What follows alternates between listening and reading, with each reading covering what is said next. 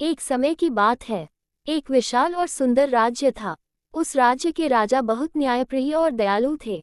वे अक्सर अपने दरबारियों के साथ प्रजा का हाल जानने के लिए महल से बाहर निकला करते थे। एक दिन सुबह सुबह राजा ने अपने प्रिय मंत्री को साथ लिया और महल के पीछे बने सुंदर बगीचे की ओर चल पड़े। बगीचा बहुत ही मनमोहक था। चारों ओर हरे भरे पेड़, रंग बिरंगे फूल और बीच में साफ पानी का एक फव्वारा था। हल्की हल्की ठंडी हवा चल रही थी। पक्षियों की मधुर आवाज से वातावरण और भी सुंदर लग रहा था। राजा के सिर पर एक सेवक बड़ा सा छत्र पकड़े चल रहा था ताकि धूप उन्हें परेशान न करे। राजा ने बगीचे में कदम रखते ही कहा, मंत्री जी, ये बगीचा कितना सुंदर है, पर मुझे लगता है कि इस सुंदरता के पीछे भी कोई कहानी छिपी है। मंत्री मुस्कुराए और बोले, महाराज, हर सुंदर चीज के पीछे मेहनत और सच्चाई की कहानी होती है। यदि आप अनुमति दे तो मैं आपको एक घटना सुनाऊं जो इसी बगीचे से जुड़ी है। राजा ने उत्सुकता से कहा, हाँ हाँ, अवश्य सुनाए। मंत्री ने बताना शुरू किया। कुछ वर्ष पहले ये बगीचा इतना सुंदर नहीं था। यहाँ सूखी घास और टूटे हुए पेड़ थे। फव्वारा भी बंद पड़ा था।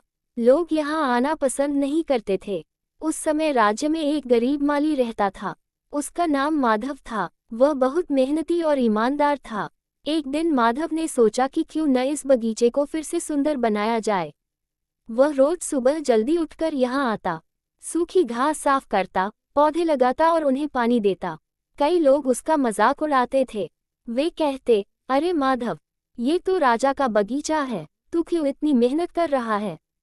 तुझे क्या मिलेगा? माधव मुस्कुराकर कहता, मुझे कुछ नहीं चाहिए। अगर यह बगीचा सुंदर होगा तो सबको खुशी मिलेगी, बस वही मेरी कमाई है। राजा ध्यान से सुन रहे थे। मंत्री आगे बोले। धीरे धीरे कुछ और लोग भी माधव की लगन देखकर उसके साथ जुड़ गए। सबने मिलकर मेहनत की। कुछ महीनों में बगीचा बदलने लगा। नई क्यारियां बनी, फूल खिलने लगे और फव्वारा भी ठीक कर दिया गया। जब आपने पहली बार इस बगीचे को फिर से देखा था तो आप बहुत प्रसन्न हुए थे। राजा को याद आया। उन्होंने कहा, हाँ, मुझे याद है, मैंने उस माली को इनाम भी दिया था। मंत्री बोले, जी महाराज, पर असली इनाम तो उसे लोगों का प्रेम मिला। इतने में राजा की नज़र बगीचे के एक कोने में खड़े एक बूढ़े माली पर पड़ी। वह पौधों को पानी दे रहा था। राजा उसके पास गए। बूढ़ा माली उन्हें देखकर झुक गया। राजा ने पूछा, तुम यहाँ कब से काम कर रहे हो? बूढ़े ने विनम्रता से उत्तर दिया, महाराज, कई वर्षों से। ये बगीचा मेरे लिए घर जैसा है। राजा ने मुस्कुराकर कहा, तुम्हारी मेहनत से ही यह स्थान इतना सुंदर बना है। बूढ़े की आंखों में चमक आ गई। उसने कहा, महाराज, ये सब आपकी कृपा है। आपने हमें अवसर दिया, तभी हम कुछ कर पाए। राजा कुछ देर सोच में पड़ गए। उन्होंने मंत्री से कहा, देखिए मंत्री जी, एक साधारण माली की मेहनत ने पूरे राज्य को सुंदरता दी है। हमें ऐसे लोगों का सम्मान करना चाहिए। मंत्री ने सहमति में सिर हिलाया। उसी समय बगीचे के बाहर से कुछ लोगों की आवाज सुनाई दी। वे दो व्यापारी थे जो आपस में झगड़ रहे थे। राजा ने उन्हें बुलवाया। पहला व्यापारी बोला, महाराज, इस बगीचे के पास मेरी दुकान है। ये दूसरा व्यापारी मेरी जगह पर कब्जा करना चाहता है। दूसरा व्यापारी बोला, नहीं महाराज, ये झूठ बोल रहा है, जगह मेरी है। राजा ने शांत स्वर में कहा, झगड़ा करने से समस्या हल नहीं होगी, पहले सच्चाई जाननी होगी। राजा ने बूढ़े माली से पूछा, तुम तो वर्षों से यहाँ हो, बताओ, ये जगह किसकी है?